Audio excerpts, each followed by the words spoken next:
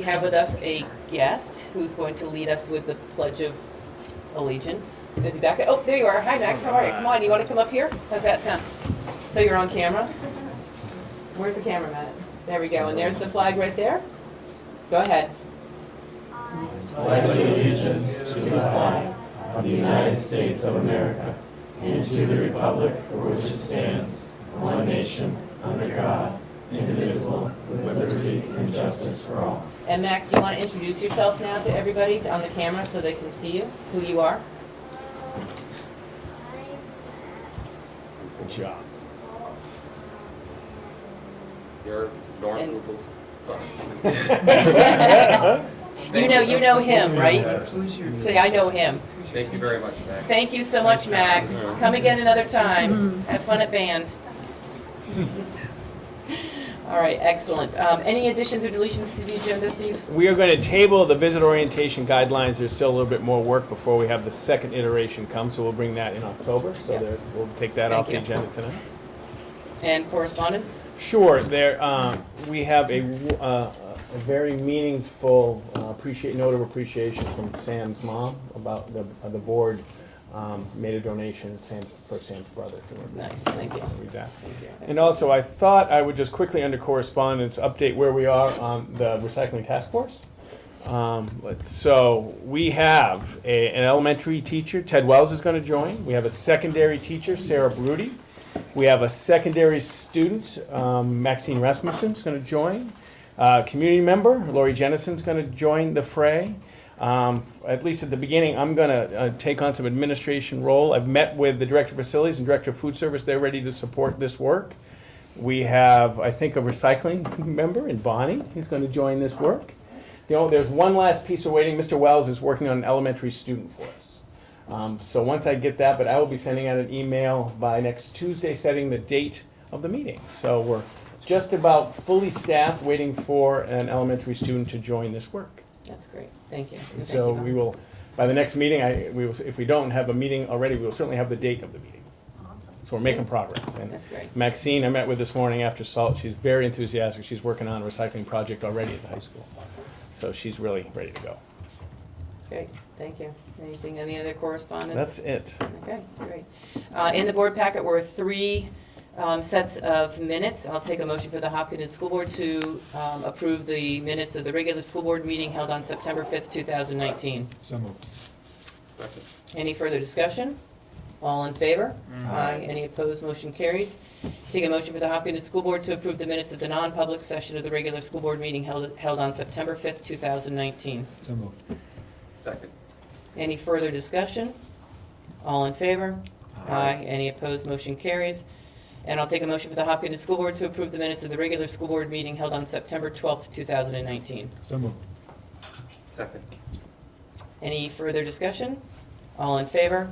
Aye. Any opposed? Motion carries. At this point, we have our first opportunity for public comment. If you'd like to provide some input to the board, just please step up to the microphone and give us your name, if you would, please.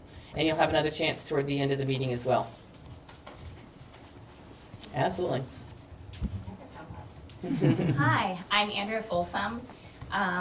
What else did you need from me? Just my name. Just your name. Great. I just wanted to come up for two things. One touches on the, the meeting minutes from the last meeting. It was brought up the idea of having fingerprinted volunteers assist coaches in away games, and I just wanted to offer support for that. I really like that idea. I think it's a great kind of cost-cutting number, and with kids in lower grades, I do a lot of fingerprinted sports coaching and whatnot, so I think it was a great idea.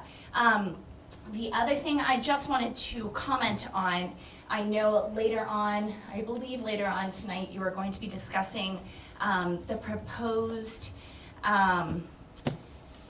guidance for folks like me coming in and watching and participating in these board meetings. And I just wanted to put in my 2 cents. I read through the draft. I'm not sure, are you reading it tonight? Or We tabled it. We've tabled it till the next meeting, but please provide your input I'm now, sorry. because we're working on it. Okay. Yeah. My quick input, I would just support, instead of having a 15-minute block, I would recommend doing something kind of a la the town meeting, where individuals have 2 to 3 minutes to say what they Thank need you. to say. Thank you. I sort of Appreciate feel, that. if you can't say it in 3 minutes, Thank you. No, appreciate that. Thank you very We will much. have it at the October that'd meeting. be great. Yeah, thank you so much. Could make it that happen.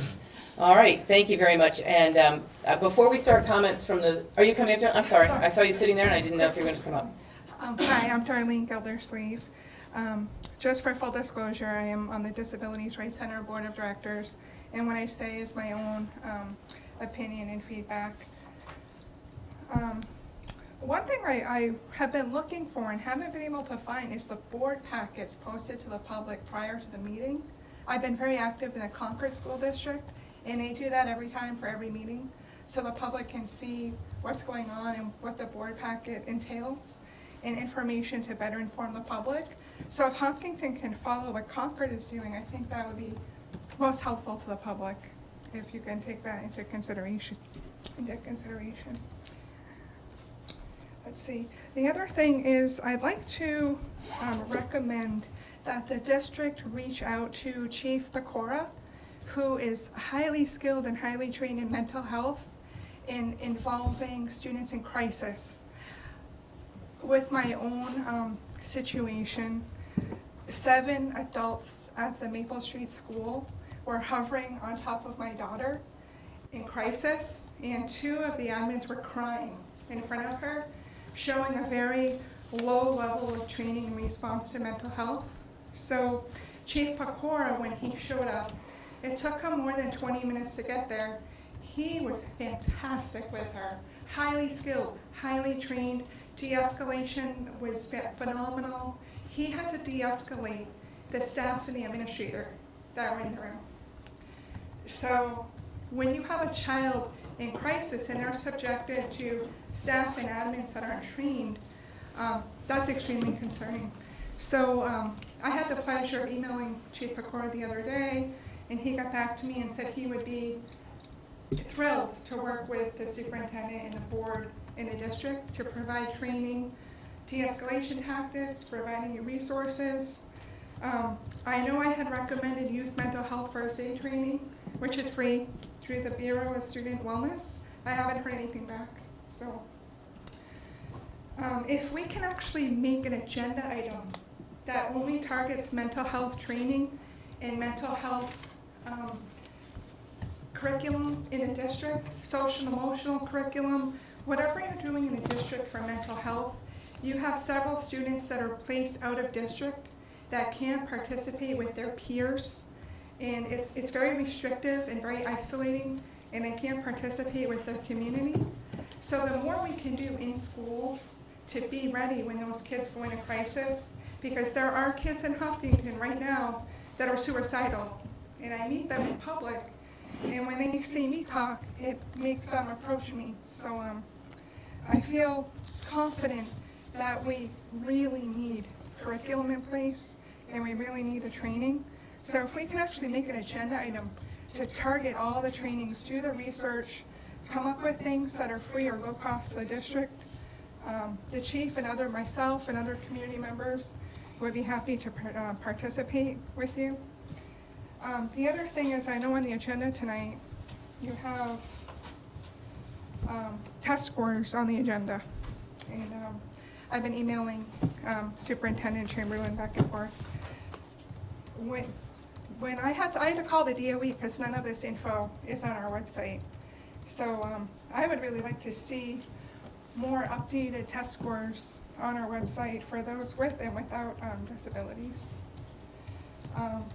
Darlene, excuse me 1 second. If there are comments about the test scores, would you mind waiting until we do the discussion in case some of those questions or comments can be addressed or answered through our conversation? I might have to pop out. Okay, all right. Sorry. If you could just keep the Sorry. comments brief then, and we'll try to make sure that if they're going to be addressed in the conversation, that, Okay, Okay. sorry. I'm recovering from surgery, but I dragged myself over. Looking at the state, this is a report called ireport.education.nh/district/263/student achievement. It was really hard to find. I had to spend a lot of time on the phone with the DOE to get both of these reports. But the English test scores overall cumulatively in the district shows 78th percentile. Mathematics cumulative showed 60th percentile. And then in speaking with the DOE, when we confirmed, there's something called the IDEA report. It says the state performance plan is a 6-year plan to improve outcomes for students and youth with disabilities. The annual performance report is an annual report of progress on the indicators of the SPP. IDEA, which is the federal law governing special ed, requires that states report annually to the public on the performance of each LEA, that's local education agency, on 14 of 17 indicators. So I'm going to skip every single indicator here, except for there's an IDEA indicator 3C, which is proficiency rate for children with IEPs against grade level and alternative academic achievement. Keep in mind, I have 2 kids with disabilities on IEPs. And this is my daily work is kids with disabilities. So Darlene, can you just sum up your comments on this though? Because again, we're going to be covering a lot of information in that presentation, and the sooner we can get to that, then the more information you might have. Okay, so you've got the percentages before for reading for kids without disabilities, which was 78th percentile. For kids with disabilities, it's 37th percentile. For math proficiency, kids without disabilities is 60th percentile. Kids with disabilities is 23 percentile. So from that information, what comment do you want to provide the board? I guess that's what I'm looking for you. I Is would just like to to see- I mean, the information's fine, but what I need to know is what comment are you providing based on the information you have? What I'd like to see happen is a committee set up to determine why is there such a massive disparity between kids with disabilities and kids without disabilities, and how are the kids with disabilities so far behind, even with IEPs and supports in place? Are those supports not enough? What can we do more to target those kids? Because those kids are still going to be in the workforce and go to college. So what can we do? Great. That's helpful right there. Thank you. Appreciate that. Yep. So Is that the comment that anything- you'd like to provide right there? Yeah, so Okay, anything that's that great. can be done. So I have one paper copy to submit for the record, and I will be emailing individually as well. That's fine. Thank you. Okay, Appreciate thanks. that. Appreciate you summing it up too. Thank you. All right, so moving on to comments from the Hopkinton School Board. Well, before we make that round, I would like to introduce Ella Whips, who is your first meeting with us, correct? Yep. Absolutely. To our second student rep to the board, along with Charles. Welcome. Thank you. And I know you've already had lunch with Superintendent Chamberlain, yes? So you'll get a nice warm welcome from the board, and also anytime you have any questions, please feel free to reach out to the superintendent. And hopefully we'll see you at as many meetings as you can possibly fit into your busy schedule, I'm sure, right? Yeah. Excellent. All right, so you get an opportunity to provide comment. Charles did a great job. We put him on the spot last time. Did he tell you? Yeah. See? So you'll get put on the spot tonight a little bit, but that's okay. But we'll start down here so it gives you a couple minutes to think. How's that? All right, Bill. Just one comment. In speaking with one of the newer teachers at the elementary school, I just want to say that one of the things that I was concerned about when we're talking is collaboration, is making sure teachers collaborate and work with one another, because the tools are there. They just need to sort of share from time to time. But from speaking with this newer teacher, at least at the Harold Martin level, the collaboration, the teamwork, the support that they have down there has been just A+. And it's not easy. Teaching school is certainly not an easy task, but is made tremendously easier when you have the support of existing teachers who've been there before, of principals who are supporting those teachers, and I just want to pass it on. It's just been really, really pleasant. Not a surprise, but just something that we need to understand that is going on at those lower schools. Appreciate it. No. I'll be real quick with a couple things I have here. Thank you for letting Max lead us in the Pledge of Allegiance. And Max, you can see this is where Daddy is on those nights when I'm at home. Real quick, great coffee with Rosa this morning. It was fantastic. We had a lot of people attend that. Thank you to the PTA for doing that. Welcome. Ella. And I hope you learn a lot from this board. I learned in the last 6 months quite a bit. You'll learn a lot of issues that are on hand. Tomorrow, I will be attending the school climate strike. Steve's aware of it. Bill, you're aware of it. I encourage you to attend if you're available. I think it's a good awareness for the community. It's at 2:10. And just briefly, open house at Harold Martin was fantastic. It was great to see all the new faces, new parents, and I'm getting sad because I only have one more left. But it was really good to see all the new faces and new students, and everyone was excited to see their classroom, especially your wife, so it was great. That's it. Jim, is that it, Norm? Thank you. That's it. So first, I want to thank Steve for attending. It was last week's. It was this week, so it was Monday. It was just Monday. It felt like last Thank week, you. but it wasn't. Select board meeting to discuss vaping and things the town can do to try to limit that. It was very well received. Steve did a great job, so thanks for taking the time My to do that. And then I had two other just quick updates. I was going to update quickly on the building committee progress and on the budget committee, because it's not on the agenda, but those would be brief. Yep. So for the building committee, we have RFPs for architectural and engineering due tomorrow.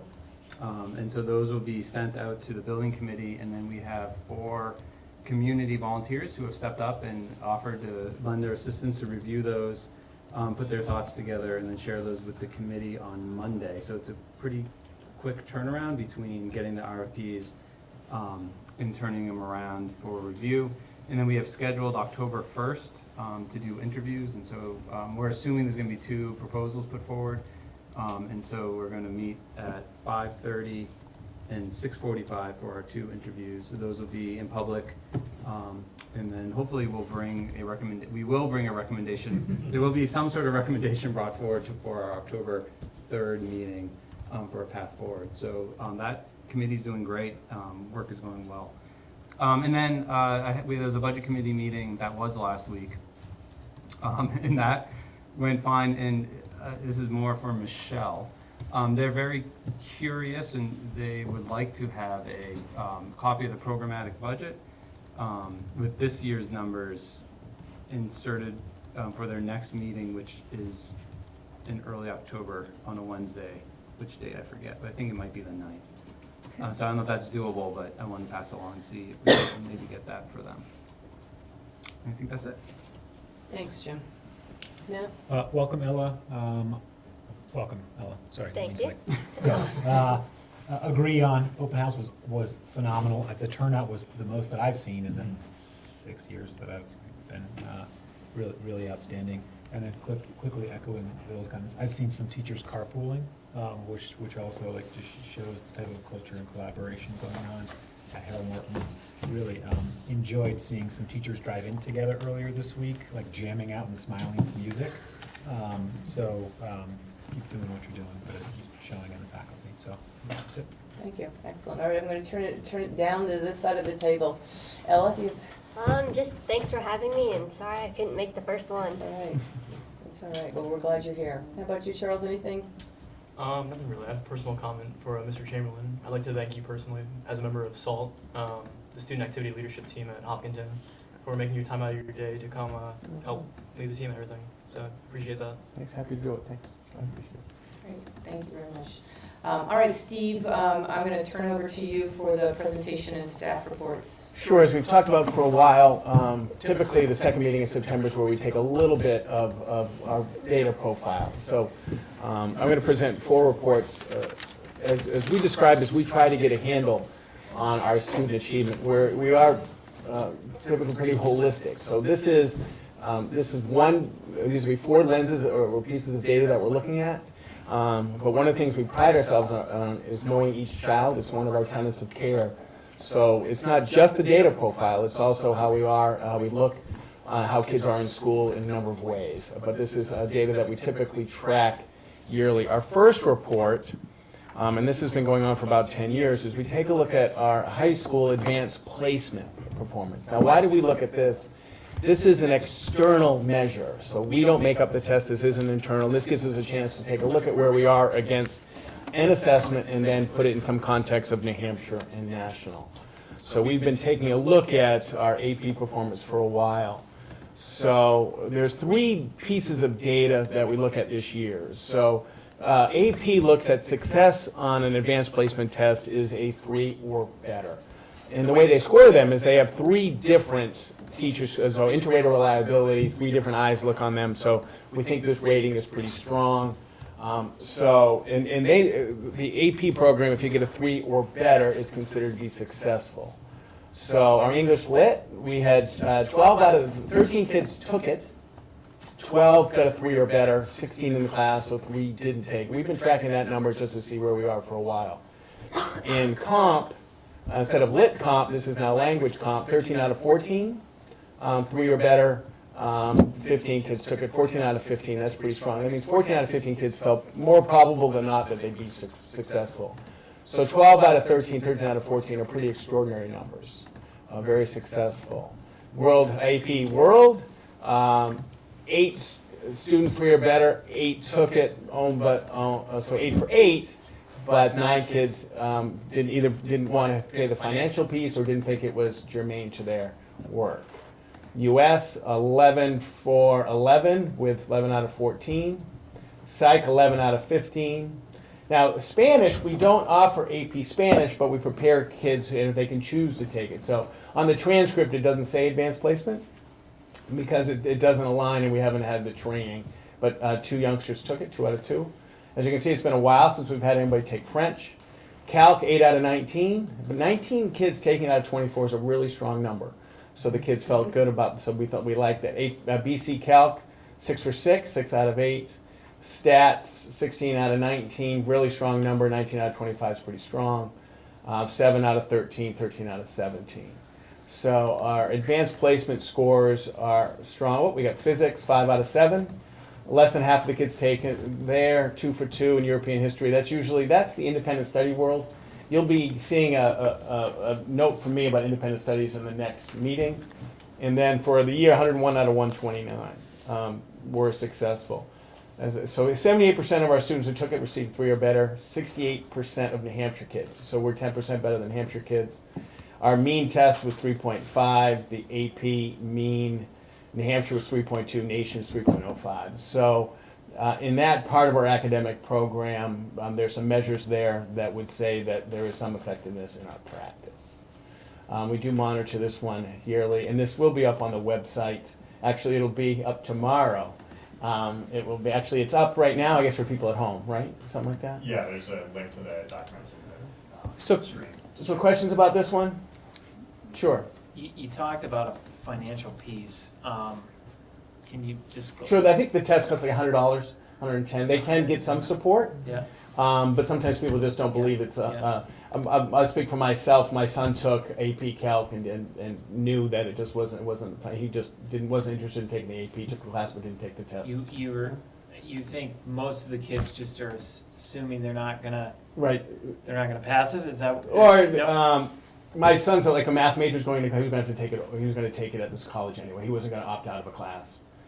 So for him it wasn't. So some people it's not, they don't need the college credit. Some people are going, if it's in their major, they often have them take it anyway. Okay. And some, to be completely honest, probably didn't feel confident enough to take it. I also think too, we have students who take 4 APs a year, so you may have the same students in those class numbers. Yeah. They may choose to take 2 of the 4 classes that take the You get a test study because you instead get of taking 4. Yeah, So yeah. it's really, and to Steve's point, it's content often. You know, if it's something that they're really interested in and they're real confident, they'll take the 2 that they're most confident in. But taking 4 AP tests that's grueling. So We try and discourage it. yes. So the second question was, refresh me where colleges are with acceptance of the AP. I believe it had gone, they were less accepting, colleges were less accepting of that as being either a credit or, I guess it looks good on a transcript. Right. What it is now is you can omit a prereq. So you don't get a financial, you don't have to take an early one, but you still need the number of courses. They like money. It depends what it is. Yeah, and so at least I'm curious why students take it. Because, so the students that passed AP, colleges are pretty receptive. Like Snu, we love these things. So Yeah. the 12 students that passed AP for English Comp, they can basically not take Comp 1 in college, Exactly. but they still have to take those 3 credits in something else. So they can get a minor, or they can do something else with those credits. So I'm curious if our students are taking that, trying to get that college benefit, or if they're taking it to get into college. If they see it, or if they're taking it because their buddy's taking it. And next time, Corrine, our school counseling director, is far, I mean, I can get all these answers, she'd come sometime, but this is where we are, and it's pretty good data. Yeah, and every school is different. I mean, that's the one thing I always tell parents is make sure that if they're counting on using APs, that you check every school that they're interested in because they are all different.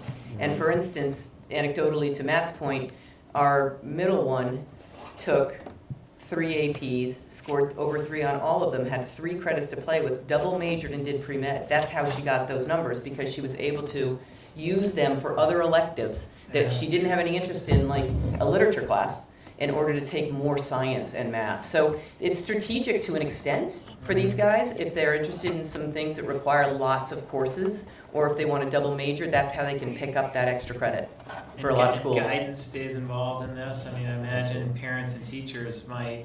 And college, when you're in college, they lay it all out with them. Yeah, Okay. yeah. Yes, I'm just curious on what, I don't know how to ask this question, it doesn't make any sense, but I'm gonna try. So what percentage of our students does this represent? So, because there's multiple kids, you say Multiple take kids. multiple, so I'm just curious, Yeah.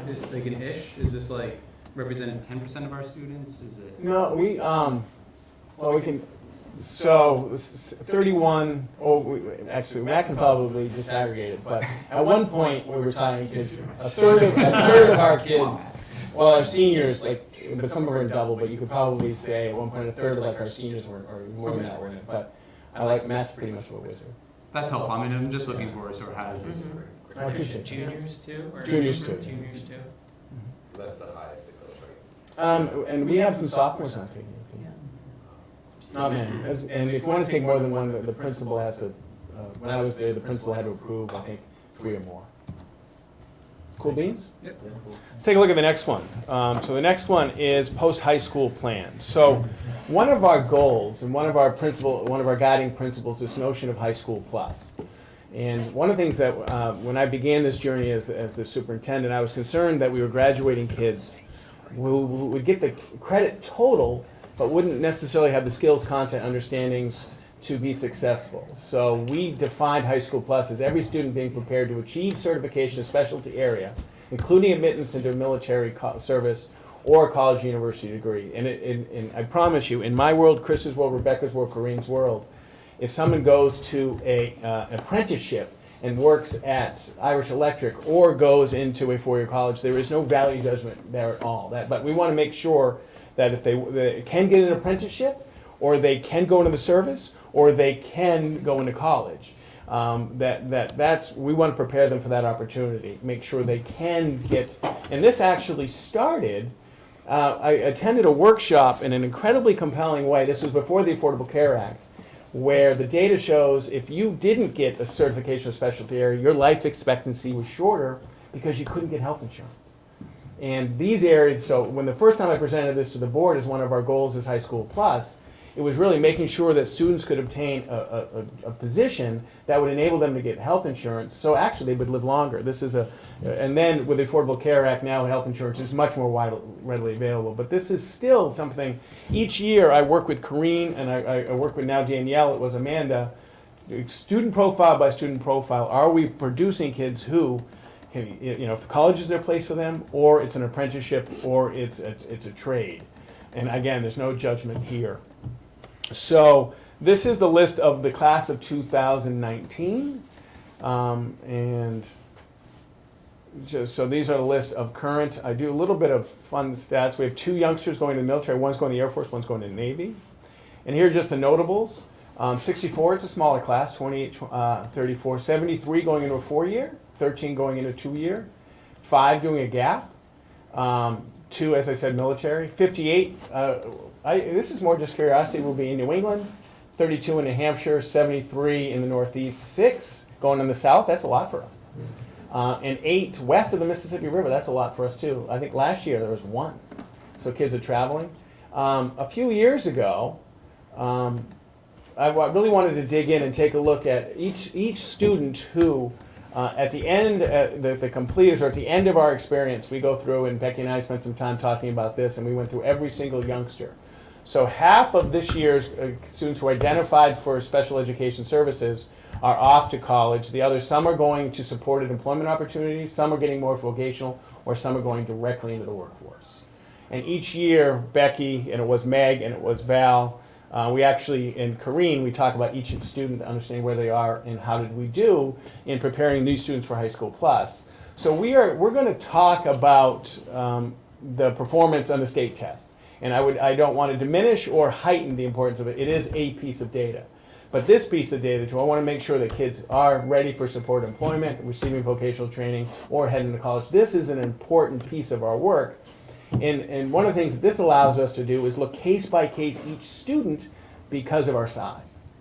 I feel very confident you could walk into any school counselor. Maybe Jackie for kindergarten right now would be a little light because it's a month. But within a month or two, she will know every student. You walk the halls with an administrator, and they know something about each and every youngster. So this is, and I like, that there. It's important to know that superintendent, school administration, school counseling office, director of student services review the future profile of every single identified youngster that completes with us. Questions about this? No question, just it's amazing some of the schools that go Isn't it neat? It's really great. And I'm going to show you what the next report is interesting too, just about the most popular. And we had a little guessing game at leadership, and of course they got the number one right. Everybody okay with it? Of course they did. I just have another, so, on the next chart down, I'm sorry, the special Yeah. education chart. So what's the number-ish for what the 50% signal represents? This 9 kids. Okay. So- So 18 in total and then 9 kids? So, 9 in total. 9 in total. So, Okay. and I'd say 8 to 14. Is it sort of an Ish, if you give me an ish. Okay, yeah, that's great, thank you. Cool beans. So the next one. So going back, when I was high school principal, I co-opted the National Honor Society and the basketball team a couple of years during Thanksgiving, and we wanted some feedback on our youngsters, how they were doing post-high school, and we did actually a phone bank. And we called Wednesday night every phone in the high school office, and we had all the numbers of recent graduates, because most people are home the night before Thanksgiving, and we called them, and we had 10 questions, and we got some data. We did that for a couple of years, and then we thought, oh, we'll send it out a Survey Monkey, and then it went away. So, but now, because of the district supports Naviance. Naviance is our guidance and supportive future tool. Naviance offers a connection to what's known as this clearinghouse. So this tracks students when they go to college by their ID. So we know what happens to our youngsters when they go off to college. And we've only had Naviance for a few years. So we can go back, and I'll show you to 12 and 13. But so this data is tracked through the National Student Clearinghouse, and just and there's a lot of, the high school's going to dig in a little bit deeper on this in the report. I just did a cursory review, thought that was interesting. So, class of 2018, 70% enrolled right after high school. So they graduate in June, they enroll August and September, 77% of our kids, and 2017 it's 71%. Then we look at how many kids are enrolling first time during the 2 years. The 2-year window, if you take more than 2 years off, sometimes it's difficult to go back. So this is a window, and this is what the clearinghouse tracks. This isn't like I didn't say how many after 2. That's a window that you look at.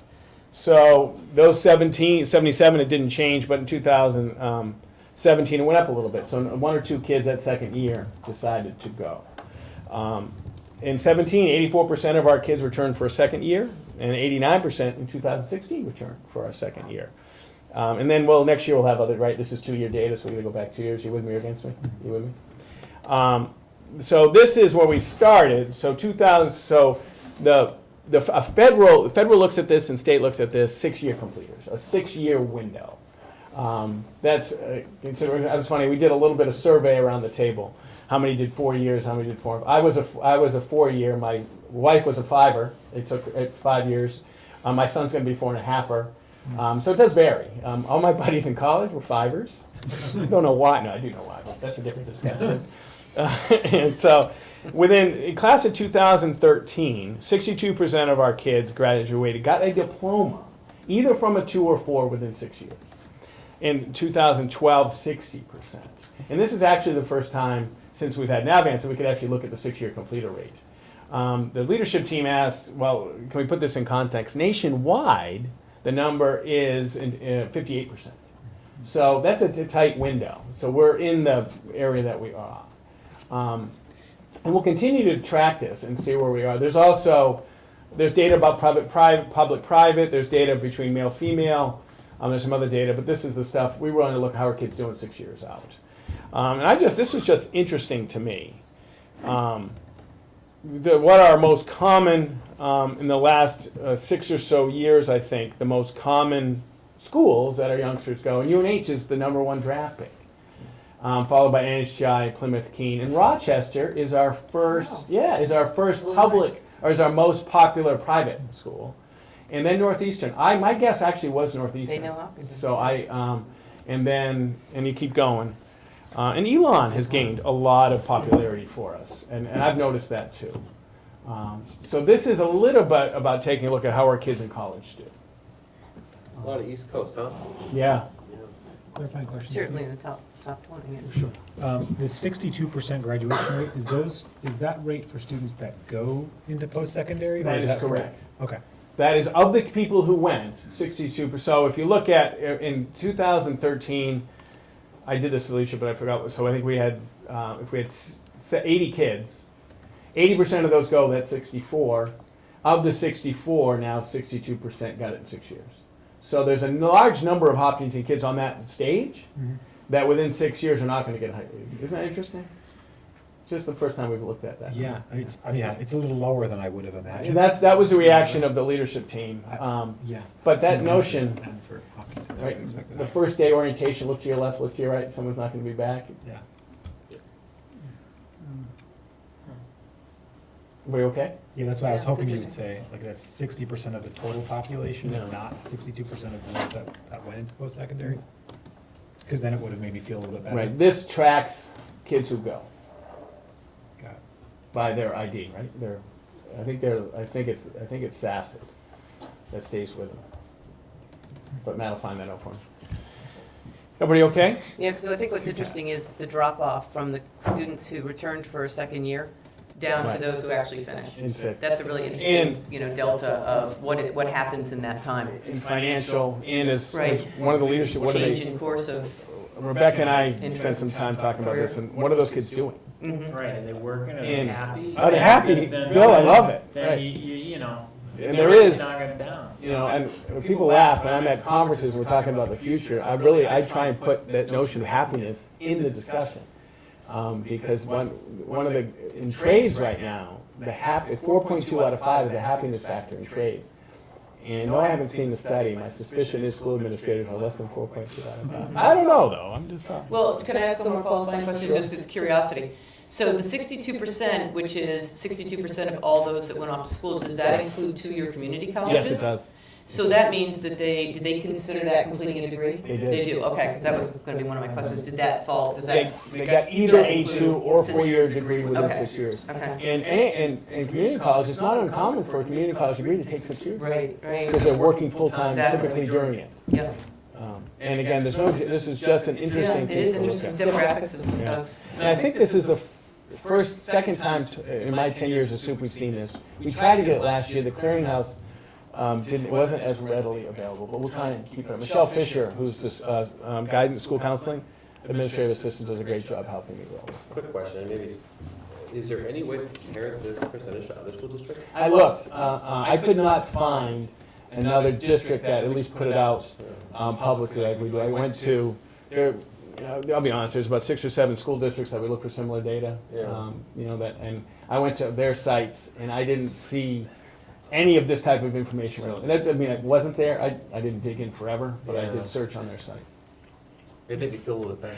Well, this is worth diving Comparing, into. you know? Like this, I just looked up the UNH, the graduation rate for UNH, 6 years, 77%, and that's for first time in college, which is what these students are, right? But they're higher risk than Right. those that are Thanks. like transferring. So it is interesting to see, because again, it's a little bit low. I'm curious. Hopefully these students are thriving, or happy at least, Right. as Right. requested. But I'm with you. I think the challenge is going into a larger, I mean, we're such a small community that it is a challenge initially, the first year or two, to get into that larger space, Right. you know? But as And long as guidance gets this and they do. parents get this and. And, you know, we've worked with parents. I remember 2 years ago, a superintendent, one of our youngsters was back, September 17th, returned left school. We spent a lot of time with Corinne talking about that youngster. What could we have done to build some independence and gradual release of responsibility, right? To make sure. And saying, it's not all on us, but what can we do? But a youngster goes off for 2 weeks and comes home. We want to talk, and then, everybody okay? yeah, I mean, we are seeing, related to your, sorry to keep this going, but related to the prior document too, we're seeing at SNU more students doing gap years. So So that, we- we could see that being a trend too, Yes. which maybe some students need some time to They go take time explore in the big between world school. Mhm. before. Yeah. I think it was Bill and I were talking about, you know, going to work for 5 years and then going to college. I really became a student like 7 years ago. I've got a lot of degrees before 7 years ago. Right. You know, the most student I've been is during my PhD. You know what I mean? I kind of did the others to just do it. It's the MBA guys. Yeah. That's what they do. Right. That's it. That's it. Well, and Steve, you mentioned, I mean, I know a lot of people in my personal orbit who go to school for a couple of years and can't afford it, get a job. Yes. And so some of it is things that we can do, you know, to understand it, and some of it has to do with the cost of education. Absolutely. You know, opportunity And life costs choices. associated with Mhm. school and Yeah. something else. So Right. it's a complicated picture, and it, you know. And it's I hope interesting. I don't want to, you know, I'm trying to remove blame from my world. I'm not blaming Hop or the net. It's just an interesting thing to look at. I feel, you know, we care a lot, we work hard on it, and it's a good number to look at, we'll track it over time. But I'm not blaming anybody for this. We okay? Yeah, I'll be interested to see next year, Yeah. the change. So, this is the report for statewide testing. And I had been very good at keeping this up to date each year. I typically do it at this meeting. Last year, if you remember, we went pretty quickly into facilities, and this got on the back burner. We did catch up this year, though. So I did the last 2 years of this report in this. So we've had statewide testing going way back. We had the NEAP, we've had SBAC, we've had statewide testing, California Achievements. When I was a math teacher, we did California Achievements.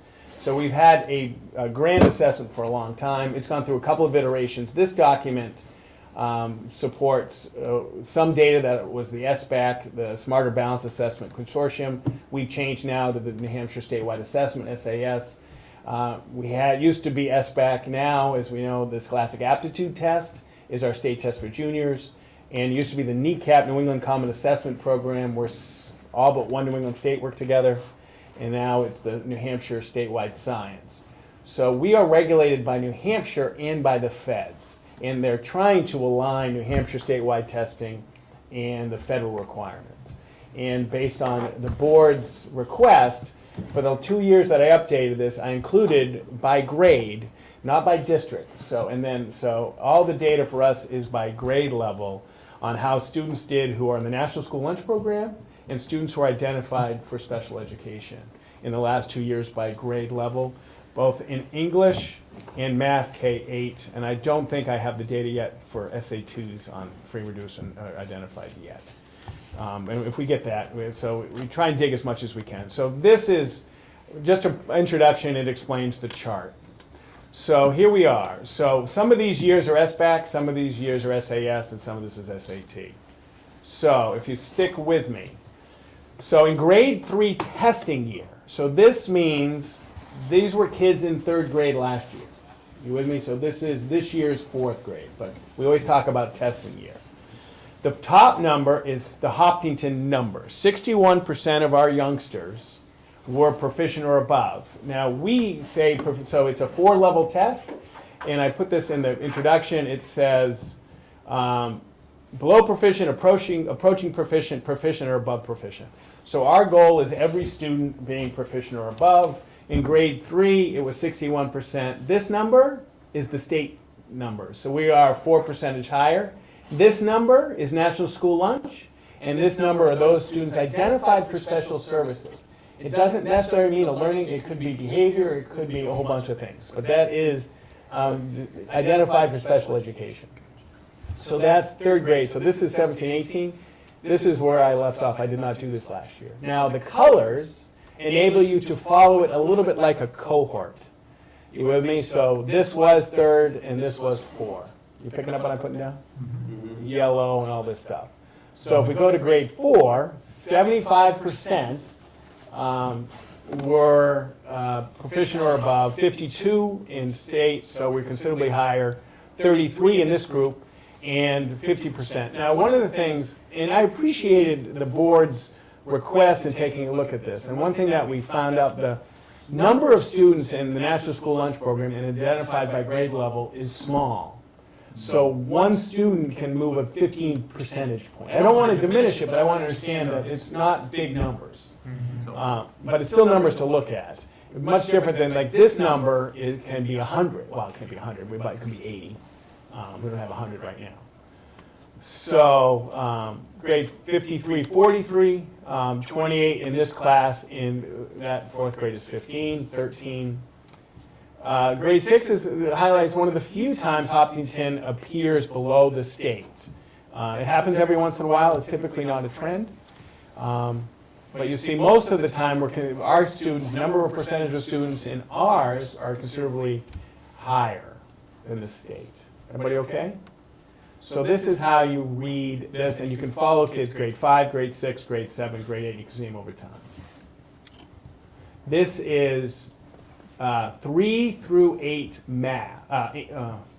Math. Yeah. Okay. Then we go to the SATs. So this now is juniors. Now we have data going back 15, 16, 16, 17, but it wasn't the state test. Back then it was just those who voluntarily took it. That was a self-selection. It became the state test here. So in 2007 and 18, 59% of our kids were proficient or above according to the SAT, 52 statewide. 18, 19, which is last year, so it would be this year's seniors, right there in front of us, 69% were proficient or above, and 43% statewide. If you look at our average SAT, 530, well, you can just see it, 536, 507, 570, and 555, 511, and last year's average SAT, 577. So that's math. You with me or against me? Everybody okay? It's math. Math. Now we're going to go to literacy. I do want to, one thing that we are taking a look at is grade 8.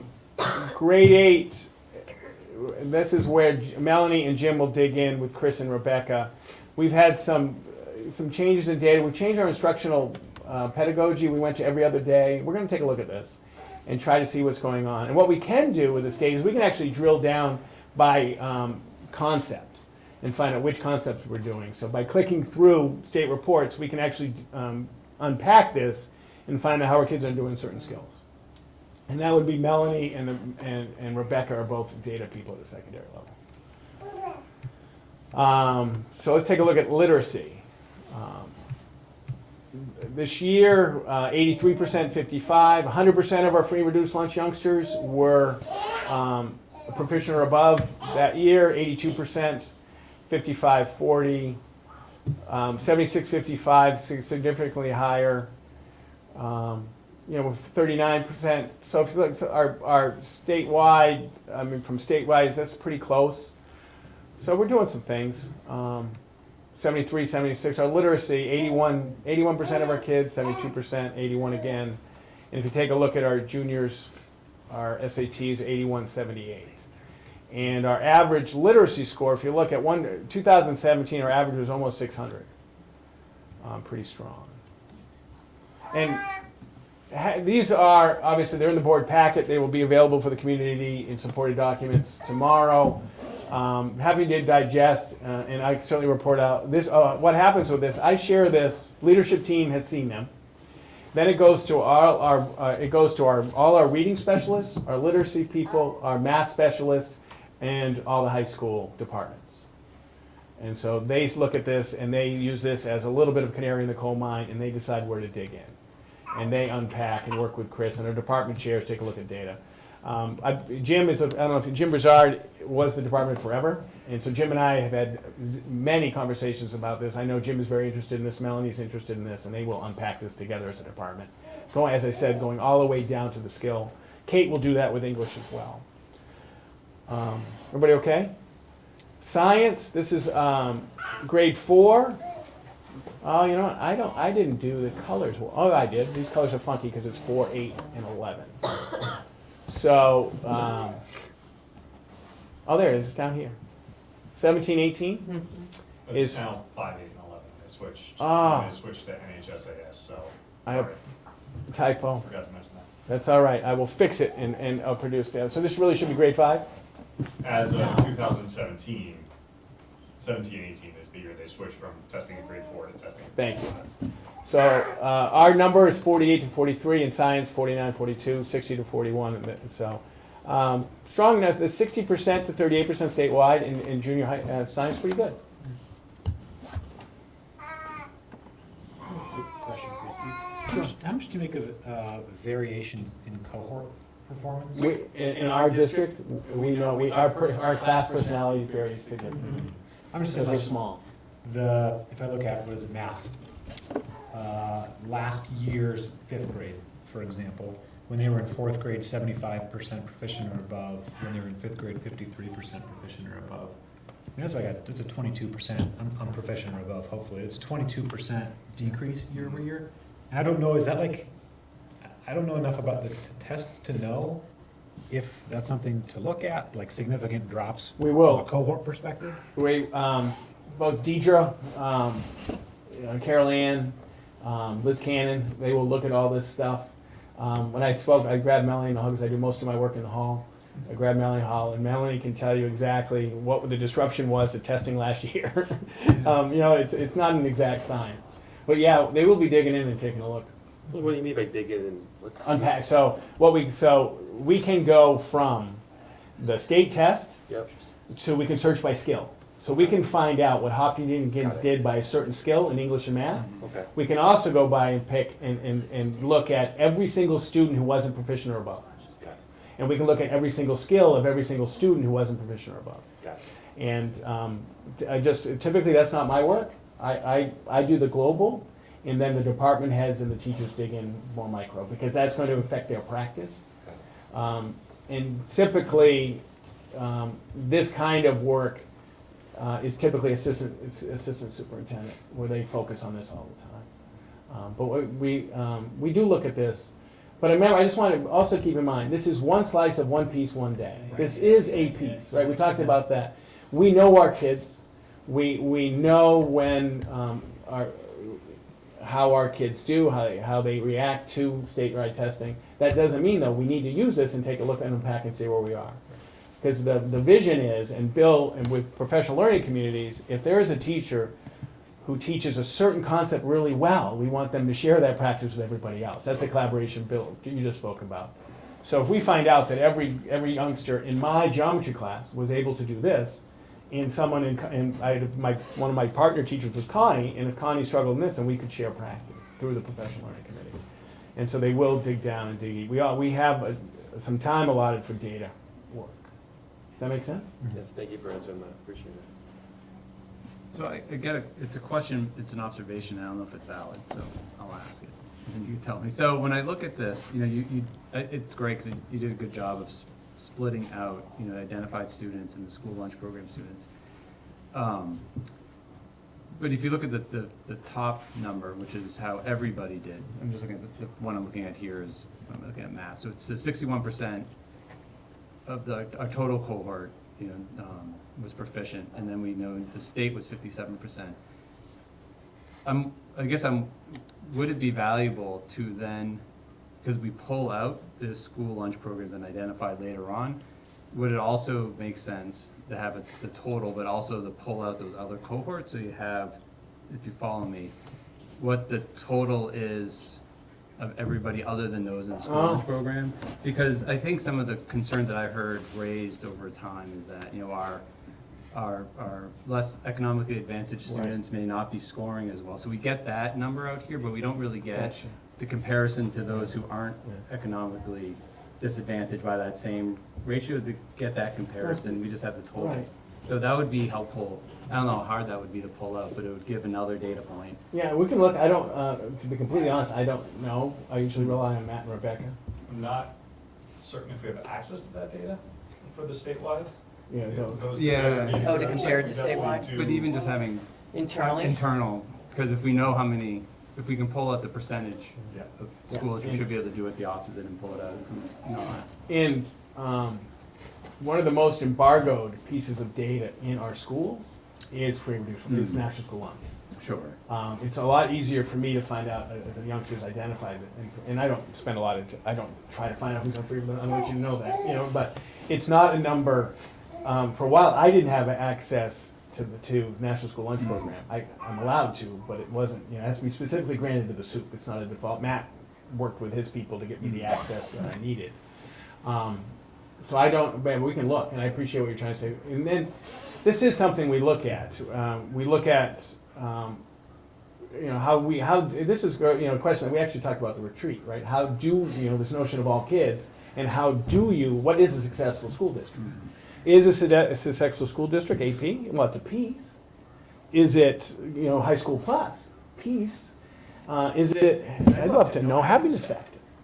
Are we graduating happiness? That's a piece. And it's also, based on how are kids, how many kids are being suspended, how many kids are staying, how many kids, we have one of the highest percentage of participation in interscholastic sports in the entire state. That's a good sign. We're moving, we're healthy. So there's a lot of ways we look at this. And I'm not trying to share any excuse at all, but we are limited by the amount of time that we have, because there isn't a person dedicated to analyzing and supporting this understanding of the district. But we do pretty well, because I think if you looked and did a survey at other districts, I doubt they'd be this transparent about this information all over the place. We're not. We want to do better. One of the guiding principles is continual improvement, and continual improvement for all kids. Our goal is raise the bar, close the gap for all kids, including those in National School Lunch and those identified. We have work to do. If the board wants a report on how we're doing on, we spent some time in focus monitoring, and that was taking a look at our gap between those identified performance and non-identified performance. And we set on 2 goals. One is a visible curriculum that we've been working on ever since, and the other is this notion of magnificent instruction. Right? Because we want to leverage our instruction for all kids, because every kid deserves it, but some it's critical for. So that's where we're at. I think go ahead, Norm. How long would it be a report like that for you? Liz had mentioned that you would have to come to us with a recommendation based on this report. When do you anticipate that recommendation to us based on what you presented here? I'm not understanding what kind of recommendation. You said that you'd give us a recommendation on improving. If there were changes, that were in the process of, through the various aspects of the district, including professional learning, if there was something that was going to change, and when we say change, there's a lot happening that doesn't necessarily require the board to be providing approval. What I think is going to be interesting to see, Steve, and again, this is very anecdotal, but is with the increased usage and utilization of Rubicon, whether there's going to be more transparency with all of this, and therefore a natural sort of trend, hopefully upward, of some of these pieces, because there'll be so much more available to all of our staff members. I think it's just a very anecdotal, that'll be interesting to sort of see how that impacts, if at all, how that impacts it. You will see Ms. Forrestall's, in her report next month, central office is the first one, what, in her 16 months in the district, what she is working on, how to improve this. So she has already started this work.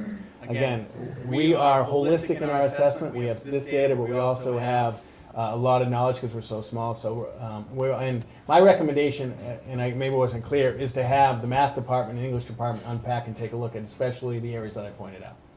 And when and I talked to Melanie already. Melanie, as the department head, may have a recommendation to the principal about a change in structure that she thinks may improve it. She is working with her colleagues just with a brief initiative from me to try and take a look at, are we structuring our math in our middle school well enough? So I think I've already set in motion to the unpacking, taking a look at diagnosing. And then I can certainly keep you abreast of that as we go. But I expect Melanie is not shy about working with the principal and SOUP on doing what's best for kids. Is that okay? Yeah, and we review these annually, Yeah. with the exception of last year, Yeah. but we review them annually, so Yeah. there's an opportunity to see trends and things like that. Steve, one question, this is a tricky one, but it's probably easier at the lower, but do you bring this data in when you're doing a teacher review? I mean, how, can't break it beyond, down like, that way is now. again, you talk about a slice, right? Is it, In, I think in all my time as SOUP and as principal, we have used testing to support improvement in instruction once or twice. okay. I mean, It's it'd be very hard to do because you have multiple I think Bill and I teaching did the on same the teacher together. content. Right, that's what yeah. I'm thinking too, but I'm just, again, you're seeing tests and you're thinking kids are, anyways. Okay, you answered my question. Where it does work is in a PLC at a grade level. So I could go to the third grade, and of course, I know them, I know the kids so well, I could say, here's the results from this. Let's talk about what are some of the major reasons why things went really well or didn't go well. What are we doing to improve that? Right. That's the good part about that, because it doesn't, you're not focusing on a teacher, how come you didn't do well enough? And not that, that doesn't happen, but in this case, it's spread out among a team, and the team can work on goals together. Every PLC team, K-6 has a SMART goal. You've heard the term SMART, it's an acronym, strategic and measurable and so on. And it's often based on, no problem. It's often based.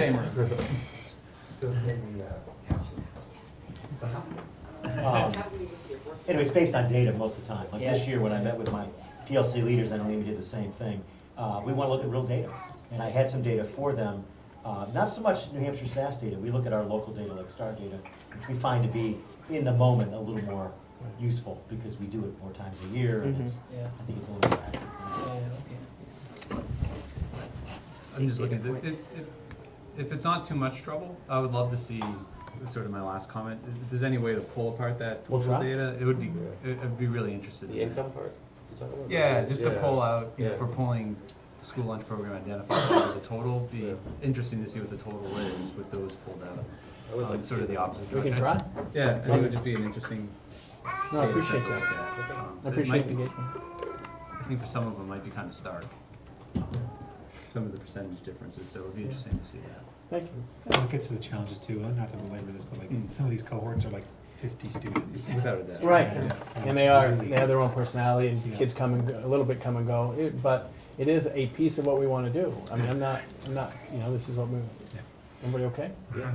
Thanks, Steve, for that. Oh, my pleasure. Good recommendation.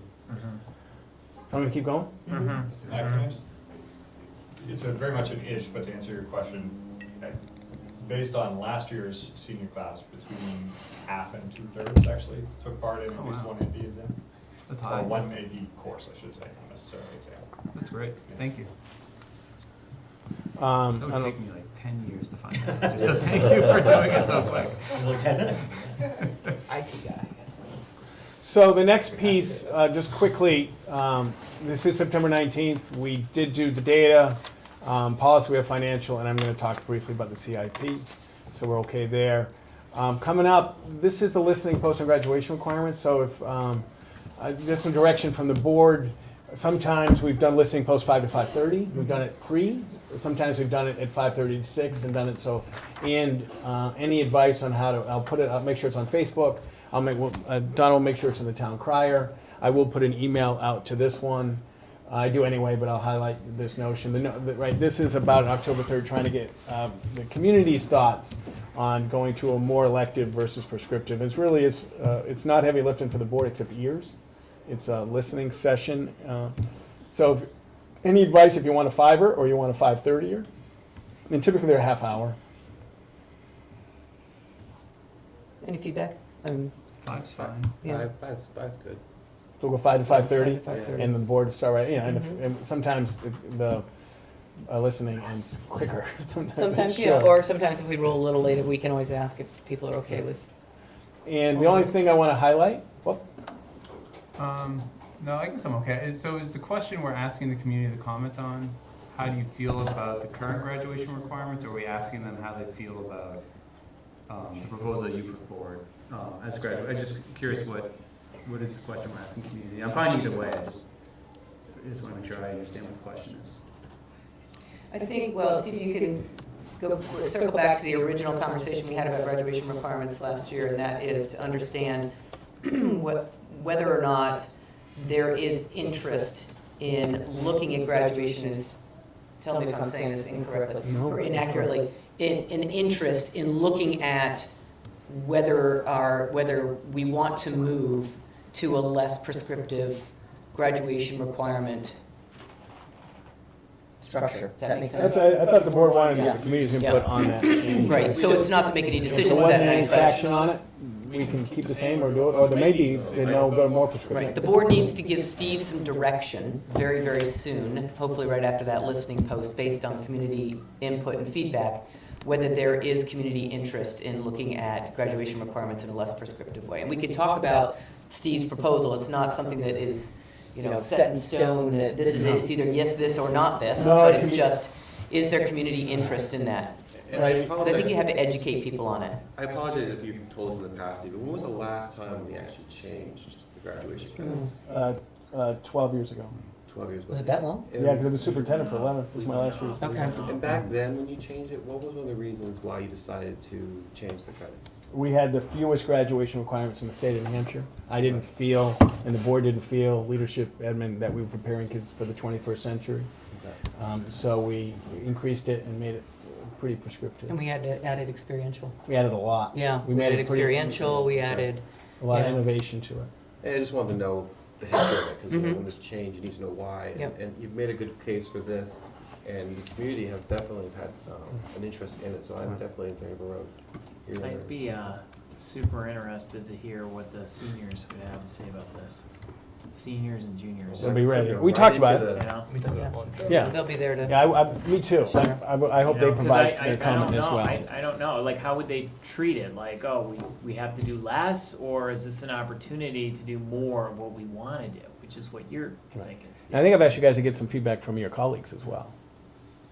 So Yeah. the listening post is really an opportunity for conversation. Mhm. No action or decision comes out of it other than to provide direction Mhm. to us, to then to provide to Steve, or, at least to provide feedback so we don't go down some rabbit hole that nobody's interested in. Mhm. And Steve doesn't go down some rabbit And hole that I'm not nobody's interested in. fixed-minded. I'm growth-minded on this topic. Mhm. And forgive me, I geek out over this stuff, and I'm sorry, I'm connecting the dots from some of our prior conversations that we've had. And I would love to hear from the community and from students if you're interested in other forms of learning, like online learning or internships. You mentioned experiential learning, like going to NEC to take classes that can count as dual enrollment, because I'm trying to think of, like, if we do have a 62% graduation rate, how do we get our high school students college credit so that we can increase their, like, the credits that they can bring in? AP is fantastic, but it doesn't give you college credit. Dual enrollment gives you college credit when you go. We do have. Yeah, we have Running already Start, we it. have NEC. But do our graduation requirements actually give students flexibility there? Should we talked about this before, like, should we actually encourage students to take 3 or 5 online classes? Because that'll actually, in addition to giving more flexibility to students, it'll drive down perhaps our operating costs a little bit as well. And we just came back from Delaware, and Delaware actually, they just got a grant, the whole state now.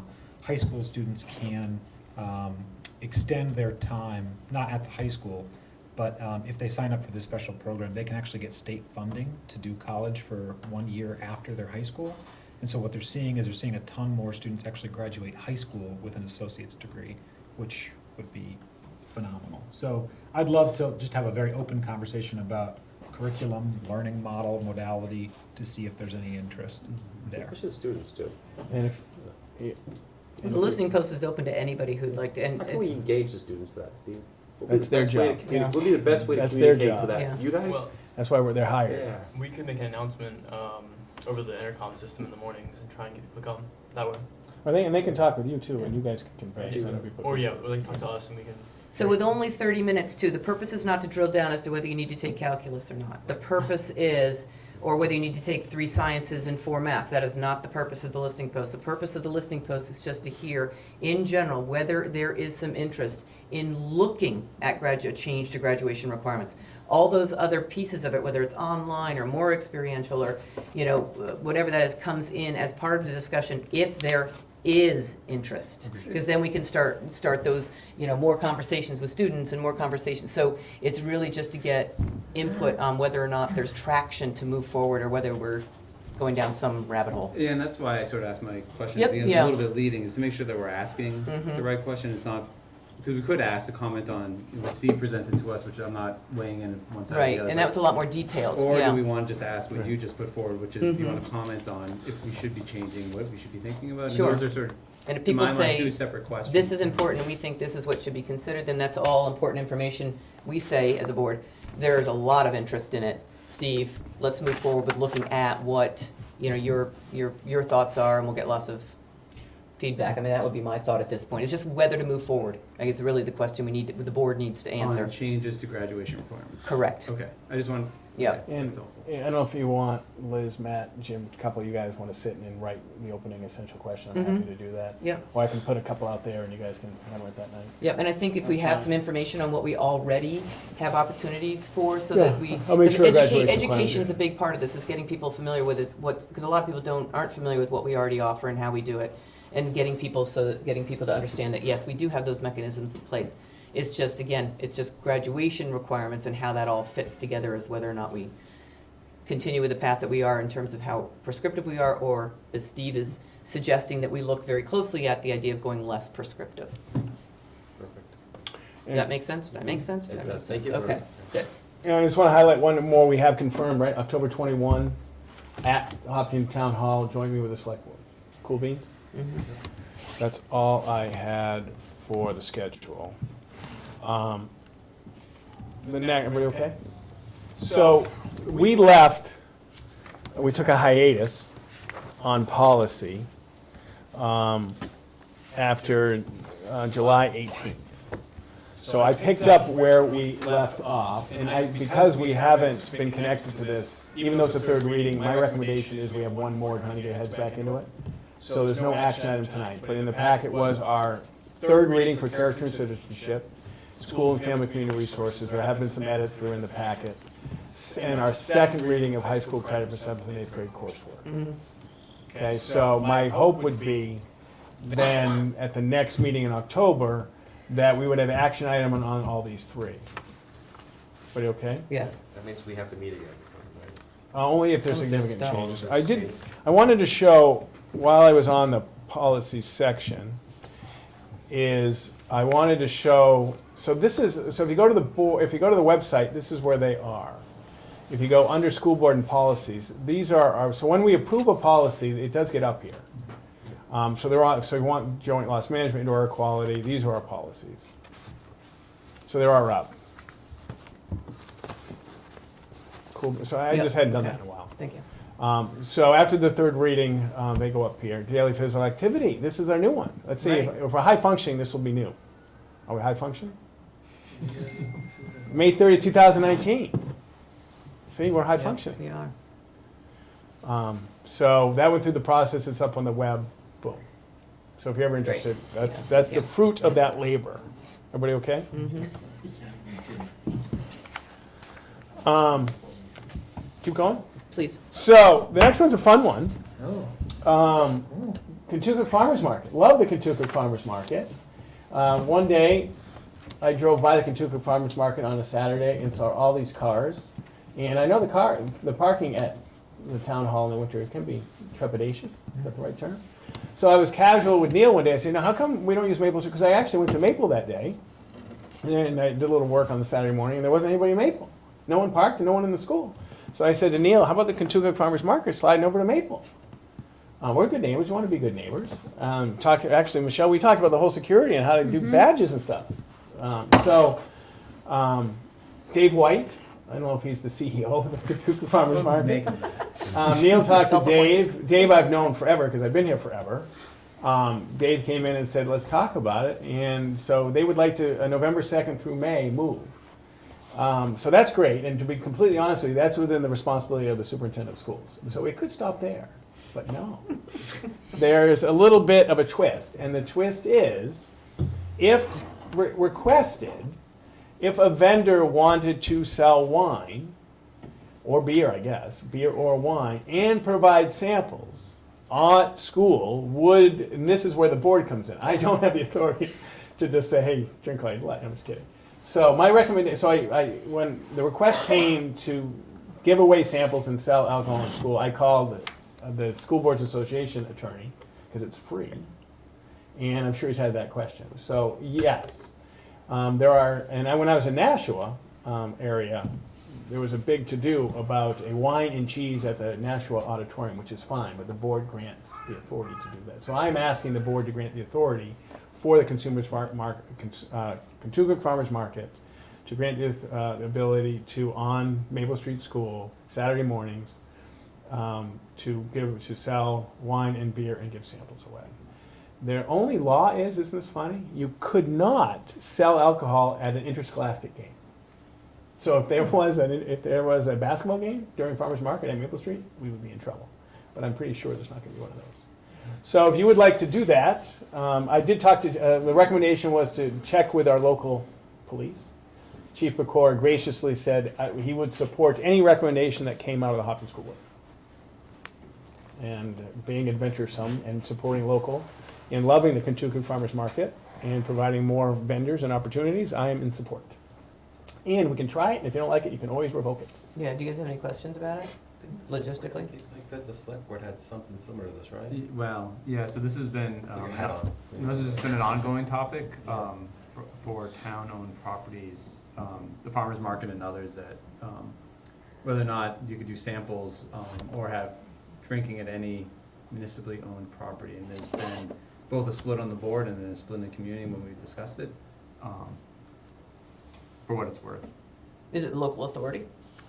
Yeah, the town can set its the town sets its alcohol policy limits, and our alcohol policy for the town of Hopkinton on any town property has been no alcohol. And the board from time to time has granted individuals who are renting as like the senior center or the Slusher Center to do a toast or something like that, and that's been met with controversy. And then same with the farmers market. I'm trying to remember, I believe we allowed for sale, but not for samples on town property, but they could use the depot property if they wanted to. Anyway, I'm not saying I'm for or against, but I think that's been the history of it. I asked Neil, he felt there was some kind of approval. Yeah. You don't have to do it. So you're asking for approval from I the am. board right Yeah, now? I'm, Just to, well, if you want, you don't have to do it tonight, you can think about it. Yeah. So I have the authority as superintendent of schools to open our schools up to the facility. Yeah. I've already granted Kentucky Farmers Market, a nonprofit in town, to use the Maple Street School CAF and work out with Dave, and they're gonna clean it up and if they don't, all that stuff. So that's done. It's the caveat, and Dave did not say, oh, we're not coming if you don't do it. He would like it. I like to support local. I'll bring it here. It's Maple Street. Well, I'm not sure, 9 to 2? Is that right? Is that 9 to something like that? Yeah. 9 to 12? Well, it's even less. Anyway, but it's not an action item tonight, you can't, but you can think about it. and they currently do sample at the town hall in the wintertime and down at the depot, right? They currently allow that down in those two locations. The depot. The depot they do. Okay. What you think about it? Yep. Everybody okay? Yep. We've got some personnel stuff. We have an English teacher just requesting a leave, James Kangas. We have a prospective long-term sub for James Kangas, Cindy Davis. We have a paternity leave, Ben Levergood, Maple Street. We have Anne Murray. I don't know if Anne Murray used to work here when I was building principal. She was here. She's coming back to the long-term sub for a maternity leave. And we have a sub for maternity leave. Everybody okay? Those are action items. Those are action items. You guys okay So for those tonight? the Schedule B. So we have Kate Cintros is being nominated for peer leader and junior class advisor.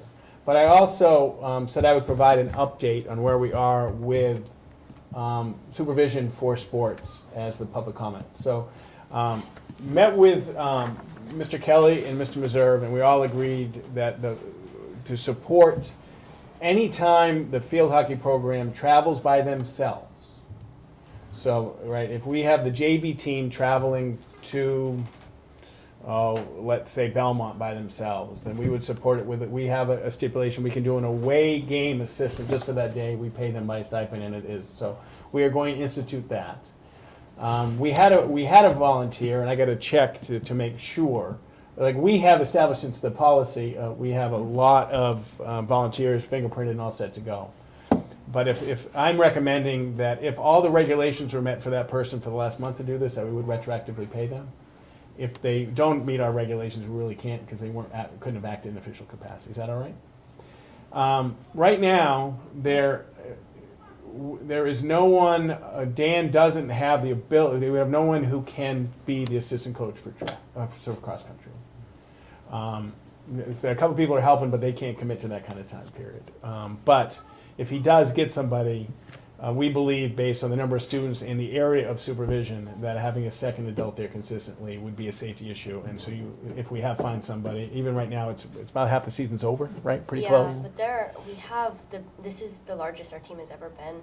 There's 34 of us. And because there are some people that are really fast and some people that are on the slower side, it's really difficult for coach to keep track of us. Okay. So, if we can, I'll bring that forward. And to be honest with you, we saved about half of it, because the season's over. And we do a prorate with. So that's where we are on that. So we are doing away game assistant. We are looking for a second adult to support cross country. When's the season then? For non-varsities, it ends in the middle of October, and then for varsity, we'll definitely be going to states and definitely meet of champions. So like late October, early November. All right. So I'll keep you posted, but that's where we are. Everybody okay? We are chagrined to bring forward Shannon's resignation as night supervisor, which means today, right now, right, Michelle, we have 3 openings in the custodian world. So that's a struggle for us. But we are moving forward. We had a couple interviews on the maintenance side, but we did have a resignation. Everybody okay? Those are action items tonight. Michelle, you want to talk about the monthly financial? Sure. On the drive is the monthly financial. Couple things to point out that I didn't put in the report. I did as worst case scenario as I could get. A lot of personnel haven't, as you just heard, there's 3 people that are so I have no idea who those people would be. I have no idea what their benefits would be. Some other individuals, their fingerprints haven't come back, so we don't have what their benefits would be because we can't do that stuff yet. So as well as there's a little glitch with the system that at the time this report was run, not all the benefits of the current existing staff in the health insurance area were being encumbered, even though they should have been. So we have eFinance looking at that, or I should say Power School looking at that. I'm hoping it only can get better from here, but I do have some concerns, as I pointed out in here. The state budget, not having it right now is a big concern for me, as well as other communities on the school and the town side, because of that unknown. And with, I can only assume the tax bills will be going out late, unless they decide on a budget soon, because you're in the queue at the state of when you're going to have your rep contact you. So it's not as easy as the state giving a budget and then our tax rate getting set right away. So I worry a little bit about that, as well as what are we going to have for a value. And then the end of August, DHHS did change the Medicaid's to School program. So right now, I am going to have to adjust our MS-24, which is the revenues, which will affect the tax rate significantly. I would say at least 2/3 of what I thought I would get, I'm not going to get. And that's not just Hopkinton, that's all the school districts in the state. This did come up at a state BA meeting on Friday, and it appeared that lots of individuals, the majority, were going to do the same thing, at least 2/3. because we did talk to them on Friday, the gentleman from DHHS, the director. He didn't realize how much of a urgentness it is because of tax rates and things, and so, and other agencies like the Superintendent's Association, as well as the Special Ed Directors Associations, have recently had conversations, actually, that special ed as early as yesterday. That has me a little concerned. Especially as we already know, we're already in a budget freeze, we already used up all our contingency, we already had staff that we didn't plan for in the budget leave, others have come in at a different value, so, Michelle, I have a yes. quick question. Oh, sorry, go ahead. Okay, you go ahead. On the total income line, the delta between 8/31/2019 and 8/31/2018, is that mostly state revenue that's not in there? Between the 2,000,005 and the 4,000,003? The very first line? 2,000,005 and the 4,000,000. No, so what that What's that happened big was, delta there? we got an extra town payment in, Last year? Yeah, last year, I think I Okay, might have, okay. yeah. there was Whereas a this year, delta we've then. only gotten 2 at this time, whereas Okay. the year before, we got 3. Okay. Yeah, so that's where that is. Okay. Because the state did get some of their budget, and so we did get our, a payment already of kindergarten aid and adequacy aid. Okay, so I can assume like in the 16-1 under 8/31/2009, that some of that is in that income not yet received? Oh, yeah. Okay, Mhm. so that'll flip up. Right, correct. Thank you. Yes. So, Michelle, how much is the Medicaid the School program? You said your 2/3 won't come in. I'm just curious what the dollar amounts is. $190 last year, right? I'm pretty sure we put in $200,000 as the budget. Okay. And then it's just a question on the state budget, so I understand it. So when we develop our budget, we plug in a number for what we expect to get, I guess, from state revenues. And then my understanding, and this may be testing with you, so we're not I don't think we would question the number that we put into our budget. It's more what the increase would be, depending on what. I what really agreement don't comes know out. right now. I mean, I would hope it would be that way, Yeah. but I guess it's kind of all wrapped into, we still haven't closed 18-19 yet, because I was hoping to get more money. Because we still have, to do something about, what we need as revenue for this year, so. Special education aid, for example, they were talking about significantly increasing. Correct, and I don't know about that And now. that's a Last and significant, retroactive. I'm sorry, a significant increase that we provided in our budget that we thought was gonna happen? No. A significant increase over, Above. above what we budgeted? Okay. Okay, so but what, I guess, No, So what worries me is that we're gonna wipe out a whole bunch of our Article 10. yeah, That has me very, very, very, very, very concerned. yeah. Because as it is, we're gonna have to hit special education trust this year again, I predict. Yeah, me too. And so we're gonna have nothing in special ed trust, we're gonna have hardly anything in adequacy. The Article 10 funds. And we're gonna have a really hard budget year. And who knows if the state will even have their budget by then. And so it'll make it even, I mean, I'm trying not to be so doom and gloom, but I'm don't really know. worried. And there's been more talk about significant revenue from the state than in my history as superintendent. Correct. So even if they came in half of what they said the increase would be, that would be the most significant increase in my 10 years of state aid. So, there was some, Monitor talked about a negotiation today, so we'll see. The two areas that they were talking about significantly increasing is special education aid, which impacts us, and adequacy, which impacts us. But Michelle's 100%, and we've covered it, so we don't have to get into it on the agenda down below. There is concern about Medicaid to Schools program, the emergency rules that the state has been under for a couple of years. Is how we're going to navigate that with a significant change.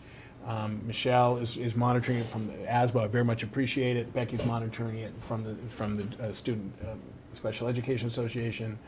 I'm in the room with the superintendents, and I can tell you there's some for some districts this is upwards of $5 million. It's big. I wanted to minimize what we are. So there's a lot of people working on this and trying to find solutions. There's administrative claiming. There's taking a look at a local medical. There's a lot of different strategies, but right now we're in a holding pattern waiting to see. It was really just an update to the board that we are monitoring it, and it could be a significant hit on that portion of our revenue. It would be great if the state understood that and then we supported the special education aid, because they are related, and we just don't know what's going to happen. And Michelle, her ability to monitor and keep me abreast, and overall, I mean, we're doing some good things. So, but yeah, regular updates. Yeah, thank you. Can I ask a quick question? What is this 16,000 under security, that the budget amendment that you made? Oh, so that, what I did is, and thanks for pointing that out. So what I did is the $9,796,692 I took out of the general fund and put in the capital projects fund. Because that really, That's the facility project. it's the facility project. Okay. So that gets accounted for in a totally different fund because that doesn't lapse. Yeah, okay. So that's what I did. It's exciting. Yeah, so you actually see at the end of the revenue and at the end of the expense report where I added the bond project fund. And at the time of this report, we obviously haven't taken out a ban or a bond, so there's nothing for revenue there. But we did at the time in August 31st, employ services of an attorney. So I did hold $10,000 as a placeholder for that. So next month, you'll see the OPM as well for $100,000. So that'll be $110,000 as an encumbrance, unless we have a bill soon, because we only have one more check run, then we won't have an expense still, because we haven't received any expenses yet. Enjoy for nothing. They like us. All right, thank you very much. That'd be nice. Yeah. Everybody okay? Yeah, thank you. I'm going to do just a quick update in CIP. I do this live, perhaps. I'm scared. Matt's like, be careful of what you do. Facilities. And then CIP. That's how you get there. So Michelle and we're going to bring Noah into this because Bill left, but Michelle has started to continue work and fleshing out. You'll see if you could dig in, she's added all room 203 heaters to all the heaters. She's a security camera, right? Even though we got to start putting them out because they're not going to last forever, right? Correct. So I really appreciate that she started to build this out. We'll continue to work on this every month. We have our, what we've done, what we've moved. Not too much exciting there. To go to the things that have changed, the maintenance trust. This is our work. If you remember, we did furnishings, we did computer lab, we've done dishwashers, we've done class furnishings, we've done a whole bunch of stuff. So if you remember, we had 4 meetings this summer on, this is all maintenance stuff. These are all and so right now, paving district-wide, we're probably going to slide that. Next month we'll talk about moving that to FY21, even though I'm going to say it on October 21st. Thank you so much to Dan Blanchette and the town crew. They filled potholes so well. Mm-hmm. And they redid a whole sewer grade. It was amazing. They've done some great work for us. So I'm going to thank them. But right now, we're going to adjust that, but we're at 128, $279,000 worth of potential work 1 year. That's a lot of work. That with a facility project performance contract, not sitting around reading the Globe too much.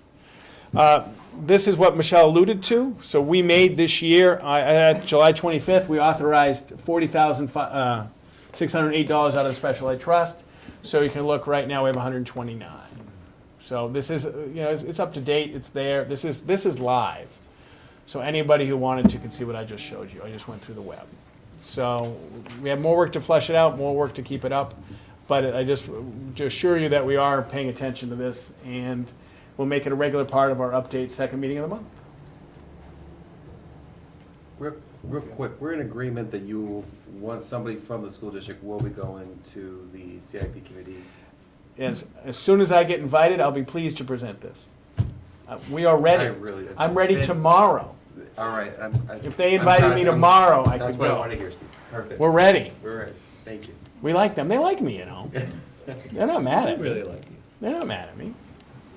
So this is less on the CIP, which I think is great. You guys are doing an awesome job on it.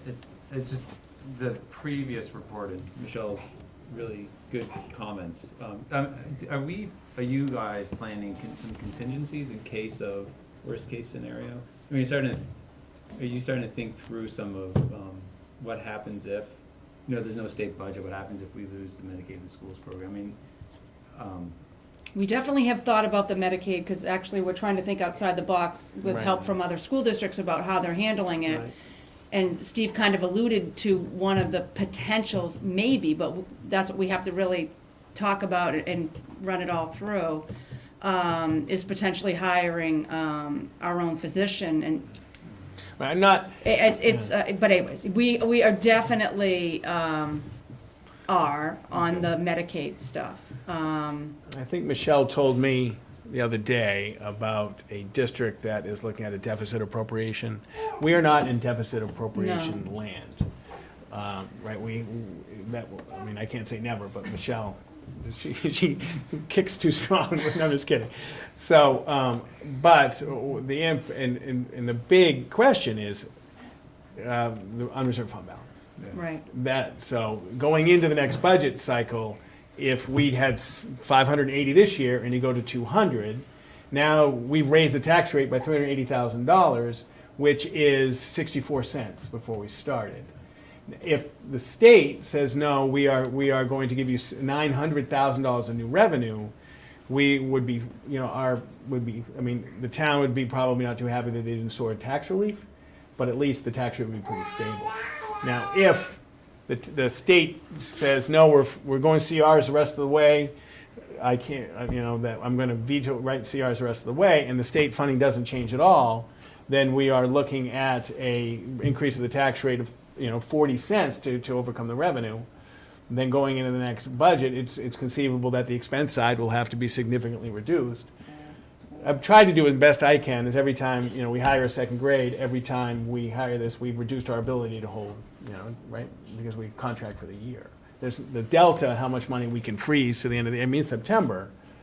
So it's a little bit more than January, but 82% of our budget's personnel. Yeah, I mean, to give an example, I mean, there's only, I think, $410,000 in the non-salary and benefit lines. And a lot of that is not encumbered, right? So a lot of that is tuition or PD, a chunk of that. And so we have to do that, whether in a budget freeze or not, per the contracts. And we're just early, so that's what really, really concerns me, is we're only in yeah. But we that's are, why I bring it up, because it's And- only a couple months into our fiscal year and we're already Tighten our pants. and we have, Right. more than tight. I have talked to building principals about some interesting ideas that we can talk about, very personnel related, that we can talk about non-public. Does that help? Yeah, I'd like to hear that. Everybody okay? Nice. A donation, we had an anonymous donation of $500 to the Hopkinton High School Washington DC trip. That defrays the cost or supports a scholarship for a youngster. We appreciate that kind of donation very much.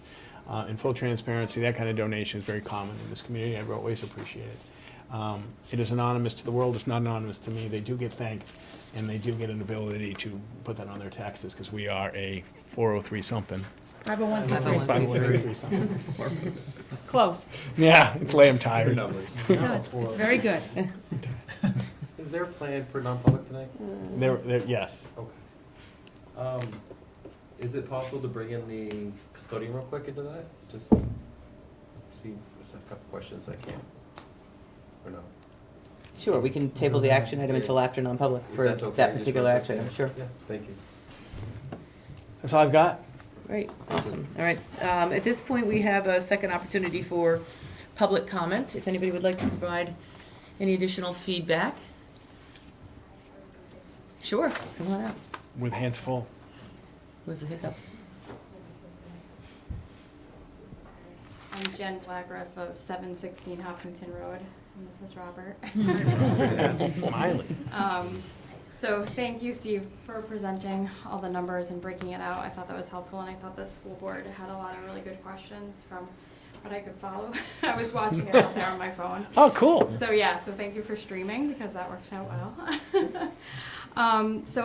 My comment is regarding just looking at curriculum and looking at specifically, I've learned a decent amount over the past few years about reading and reading curriculums. And it seems like there's a mixture of curriculums going on in Hopkinton. So the Wilson Foundations program is a great program that I think is being used K through 3rd. And that is based on cognitive, is that correct?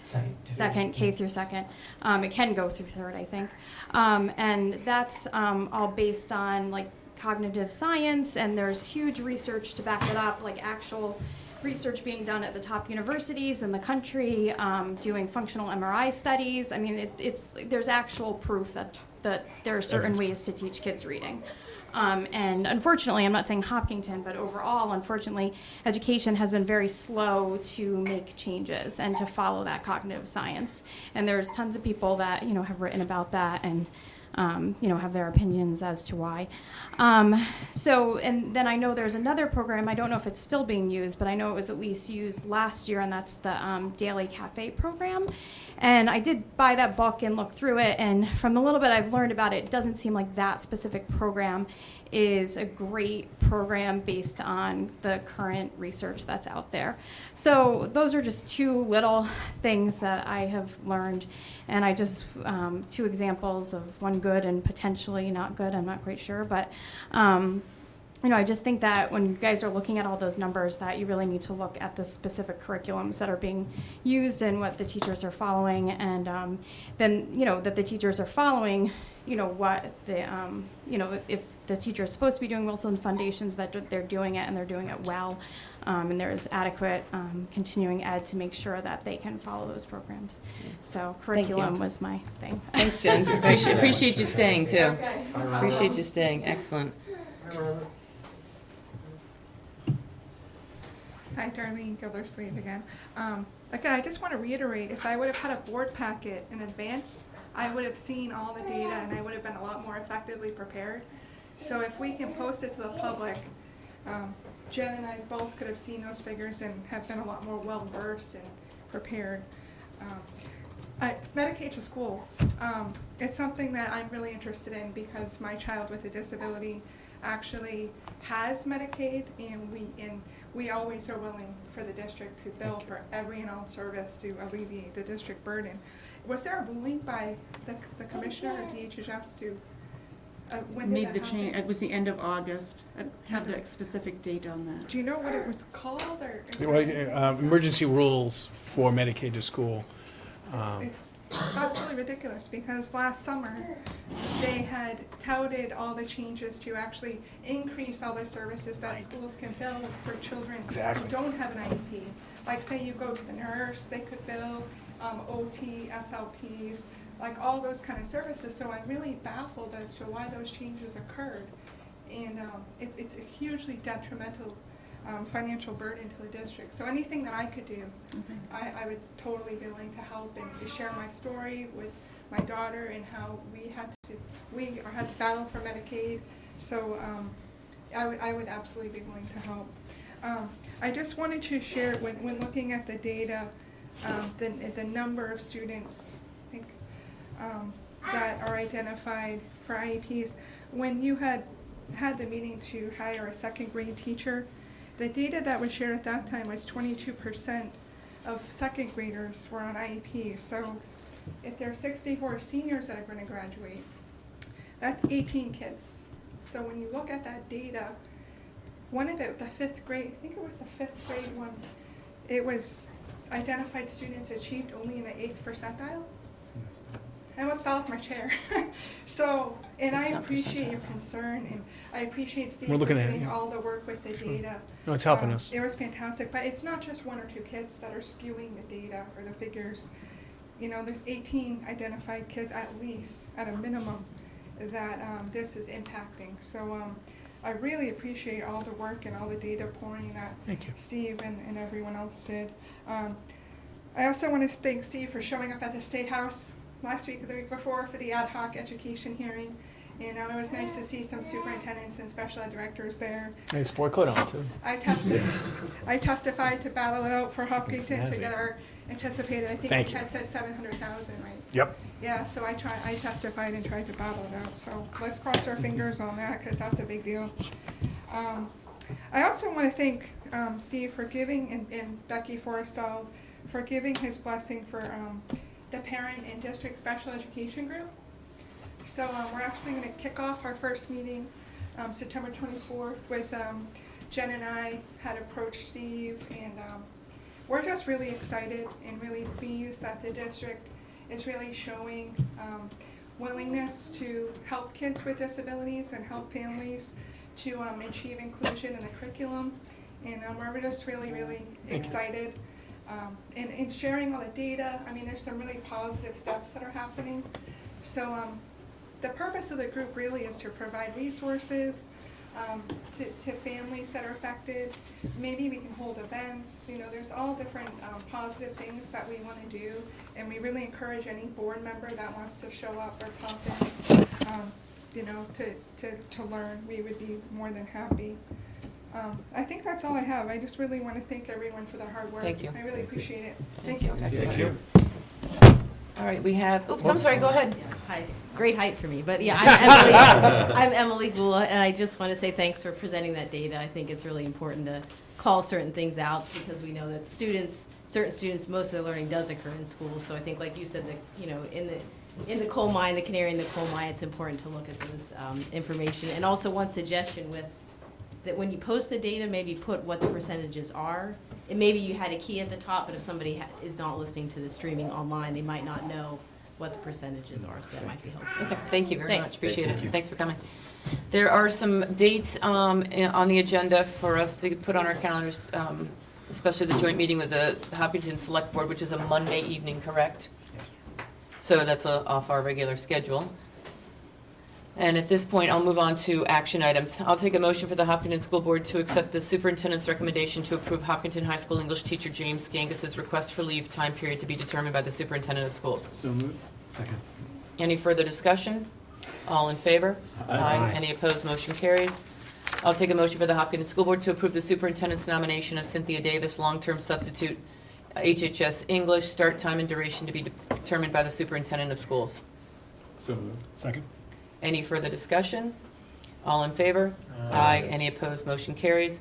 Take a motion for the Hopkinton School Board to accept the superintendent's recommendation to approve Maple Street School music teacher Ben Levergood's request for leave time period to be determined by the superintendent of schools. Congratulations to them.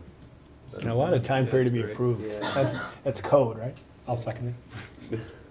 Any further discussion? All in favor? Aye. Any opposed? Motion carries. Take a motion for the Hopkinton School Board to approve the superintendent's nomination of Anne Maria, long-term substitute, HHS World Language, start time and duration to be determined by the superintendent of schools.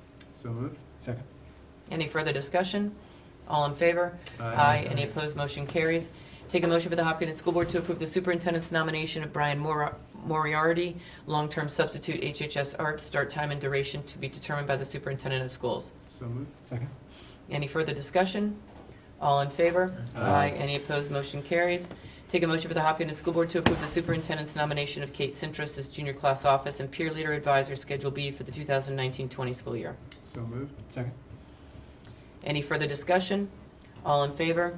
Aye. Any opposed? We'll table motion number 18 until after non-public. I'll take a motion for the Hopkinton School Board to approve the superintendent's recommendation to accept an anonymous donation in the amount of $500 to support the Hopkinton High School Washington, D.C. trip. So moved. Second. Any further discussion? And thank you to the anonymous donor. All in favor? Aye. Any opposed? Motion carries. Take a motion for a non-public session is for the discussion of matters per RSA 91-A:3, Roman numeral 2, and C. So moved. Second. Yes. Yes. Yes. Yes. And yes, thank you. And thank you guys very much for being here. Thank you. Nice to see you both. You too. We started the day, we ended the day. Do we want to go in the conference room? Yeah, that would help. So Matt, you can go home. Thanks, Matt. Oh. You have nothing for us to sign tonight?